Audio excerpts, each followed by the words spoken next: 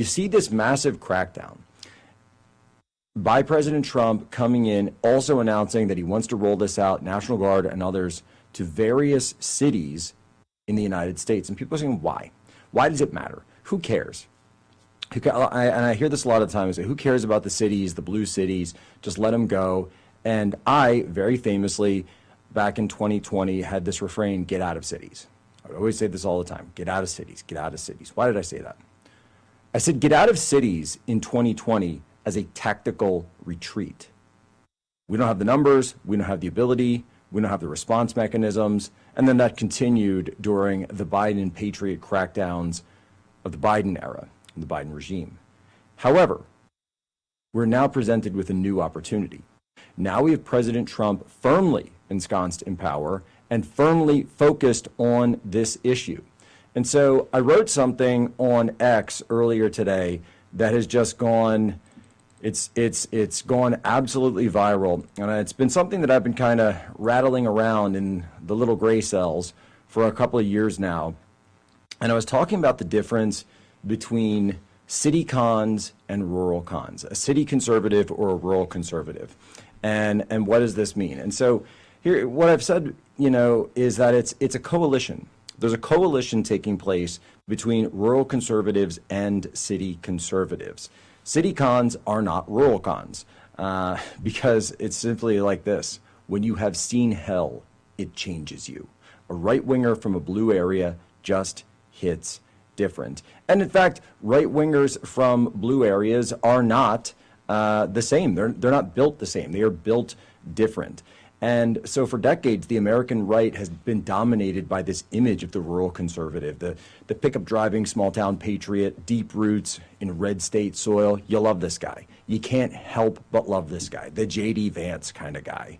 But there's a new archetype that's emerged on the new right, and that's the city con, the city conservative, the disaffected conservative trapped behind enemy lines in a blue state metropolis.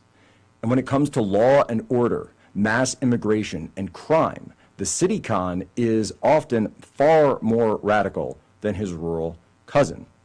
Why is this? Because the rural con typically lives in a place where crime is relatively low, I hope.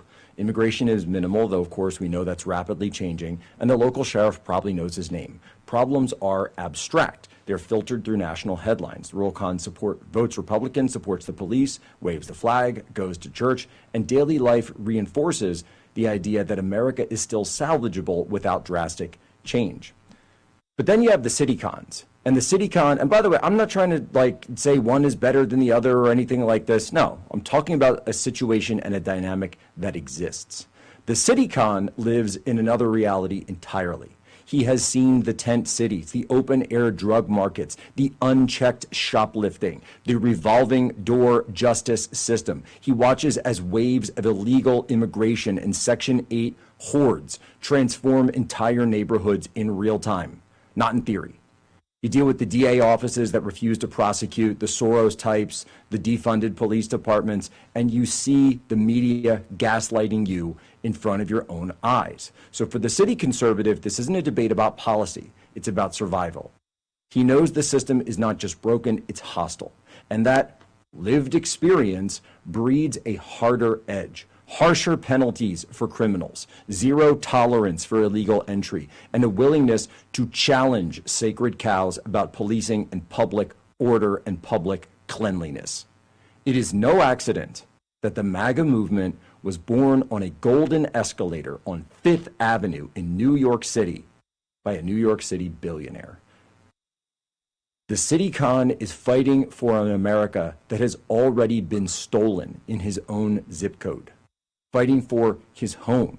And now the situation has gotten so bad, or at least it had gotten so bad until President Trump returned, that many of these rural areas are now also under assault by these very same forces. The Obama administration and the Biden regime airdropping migrants into places like Springfield, Ohio, or places like Dearborn, Michigan, and the rest. We all know the story. The Somalians at the Mall of America.